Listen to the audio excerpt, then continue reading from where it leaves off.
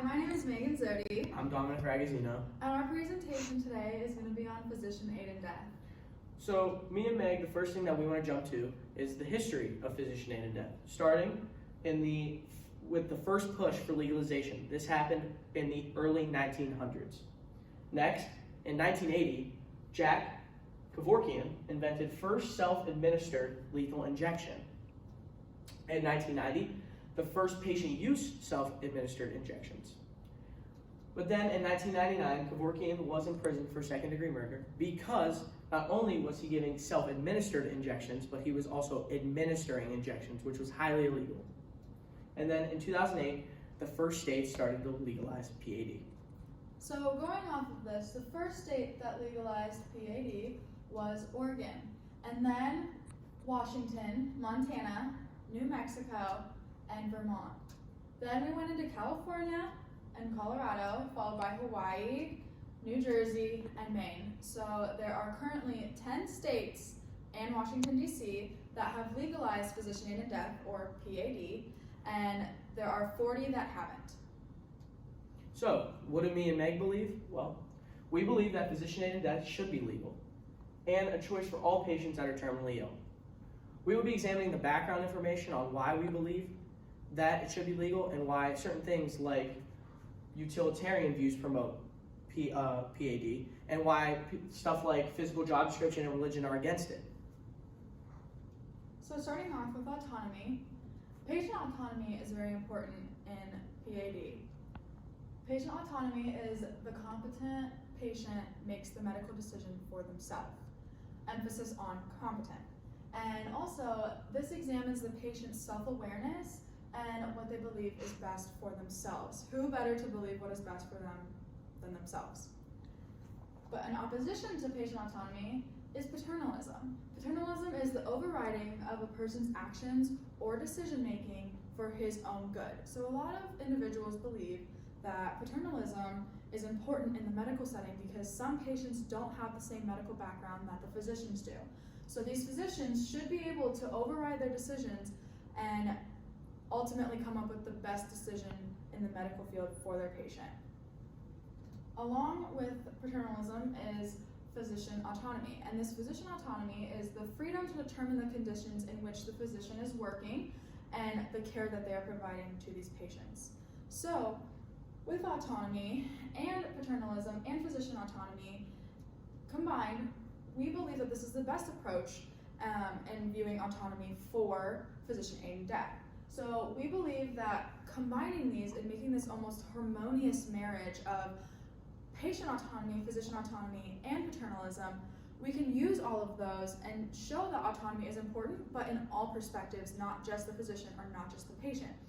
So along with what we believe, in a study by Chin, states that the physician is not the god of his patient, but neither is he just the technician with an education. He is to his patient a wise friend and a caring partner in the journey towards what is next. And we believe what is next could result in physician-aided death depending on the criteria being met. Now, when it comes to utilitarianism, we believe that you guys all know that in our Vaughn textbook, that he puts an emphasis on the greatest good for the greatest amount of people. So no harm is done to the patient if they make a competent decision. Now, the only person affected physically by this is the patient. So we believe that it is the greatest good for him or her if they believe that it is okay for them to die at the time. Also, if a physician consents to the procedure, then we feel that there is no harm in doing it.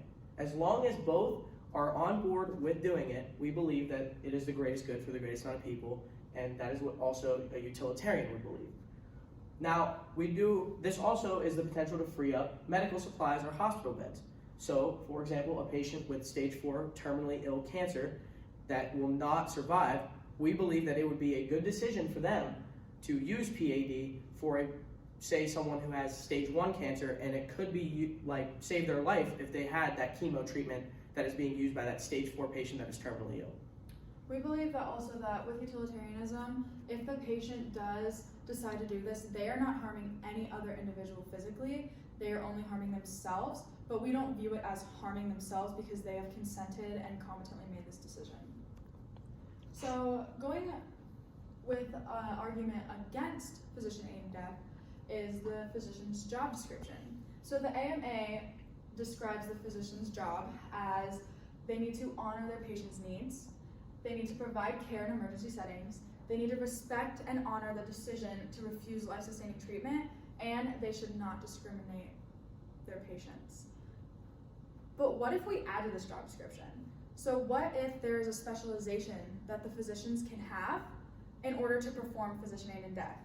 What if they can have a specialization like a PT can be a manipulative therapist or a pediatric therapist? What if we can find a job title and create that for physician-aided death? So what if we can have this specialization for physicians, and if they consent to getting the specialization, they won't be forced, if they consent to having the specialization, then ultimately it'll be in their job description now. So it's not in the whole physician job description, but just that specialization job description.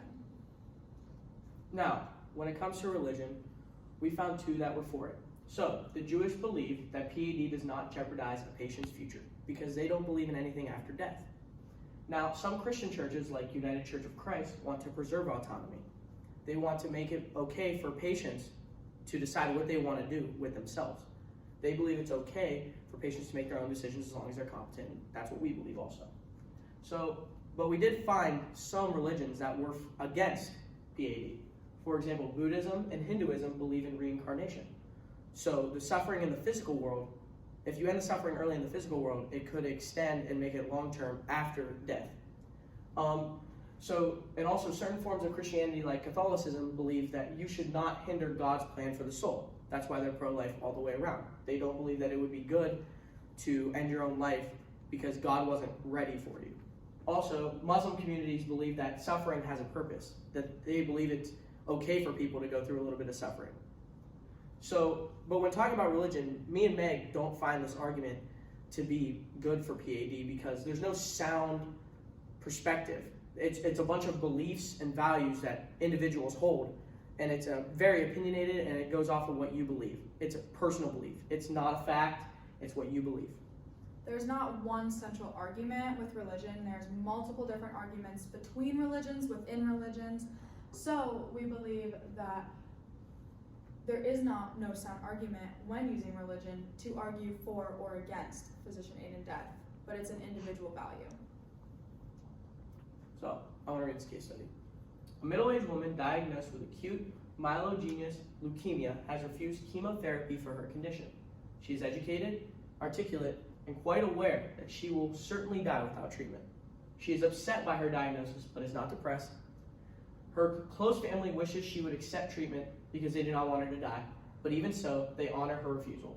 She understands that her death will likely be painful and may be prolonged, and requests a supply of barbiturates that she might use to take her life when the appropriate time comes. Now, there are many different outcomes to this case. So one potential outcome could be that Dr. Quill does not prescribe these drugs. He decides that it is not right for the patient, and potentially he doesn't want to do that as a physician. Or he could prescribe these drugs and she could take them.